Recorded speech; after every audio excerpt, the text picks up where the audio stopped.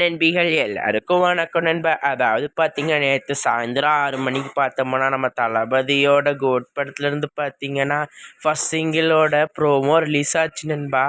சும்மா நைட்லேருந்து வேறு level record பண்ணிட்டு நண்பா. அதாவது பார்த்தீங்கன்னா 6 மணிக்கு ரிலீஸ் ஆச்சு நண்பா.